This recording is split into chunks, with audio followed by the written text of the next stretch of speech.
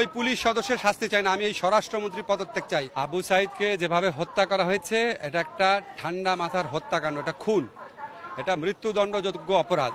আমাদের পুলিশের আইনে আছে আপনি ততটুক শক্তি প্রয়োগ করতে পারবেন যেটুক আপনার প্রতিরক্ষার জন্য প্রয়োজন।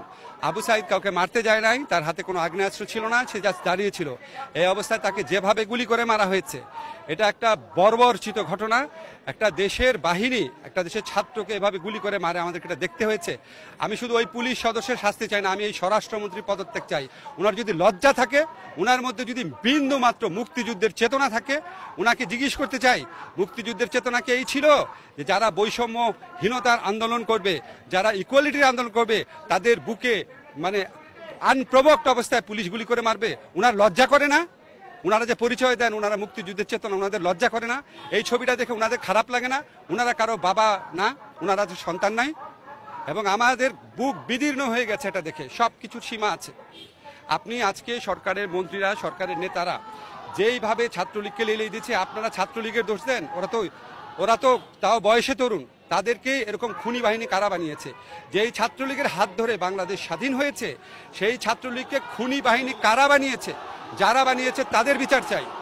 আর আজকে এখানে পুলিশ ঢুকানো হয়েছে, আজকে ইউনিভার্সিটি বন্ধ করে দেওয়া হচ্ছে। তো পুলিশ খুব ভালো রোল রাখছে দেখলাম, আমাদের দুইটা ছেলেকে কোটা আন্দোলন বিরোধী, কোটা সংস্কার আন্দোলনে দুইটা ছেলেকে ধরে নিয়ে গেছে আমাদের বিশ্ববিদ্যালয়ে। তো আপনারা যারা আক্রান্ত তাদের গ্রেফতার করতে পারেন, যারা আক্রমণ করে তাদের গ্রেফতার করতে পারেন না? এটা কি ধরনের দেশ? এই দেশে আমি একটা আইনের শিক্ষক, এইরকম একটা দৃশ্যের পর কেন ওই ছেলেকে গ্রেফতার করা হচ্ছে না? যারা ওই পুলিশকে কেন গ্রেফতার করা হচ্ছে না?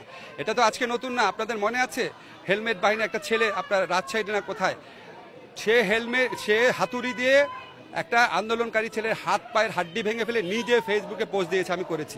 তাকে পর্যন্ত গ্রেফতার করা হয়নি, তার পর্যন্ত বিচার করা হয়নি। আবার আমাদেরকে আইন আদালতের কথা বলেন। বিশ্ববিদ্যালয় প্রশাসন তো অবশ্যই ব্যর্থ, বাট আপনি যদি ইমিডিয়েট কজ দেখেন, বিশ্ববিদ্যালয় প্রশাসনকে এই জায়গায় নিয়ে আসছে কে? আজকে আমরা তো এরশাদ আমলেও দেখেছি বিশ্ববিদ্যালয় প্রশাসন কিছুটা হলেও কাজ করতে পারত। বিশ্ববিদ্যালয় প্রশাসনকে এই দাসসুলভ একটা এনটিটিতে নিয়ে আসছে কে? আসল শক্তি কারা? তাদের তো নাম আমরা উচ্চারণ করতে পারি না। তারা আসল দায়ী। তারা এই সমস্ত কিছু, এই বাংলাদেশকে আজকে এরকম বিভক্ত করা, একটা ঘৃণার পরিবেশ তৈরি করা, একটা অসহনীয় পরিবেশ সৃষ্টি করার জন্য বর্তমান সরকার দায়ী। এবং তারা, আমি বলতে চাই, তারা দেখবেন আপনার মুক্তিযুদ্ধ মানে কথায় কথায় রাজাকার ট্যাগ। মুক্তিযুদ্ধের দ্বিতীয় সর্বাধিনায়ক একে খন্দকার, উনি নাকি রাজাকার, বইয়ের মধ্যে কি লিখছে?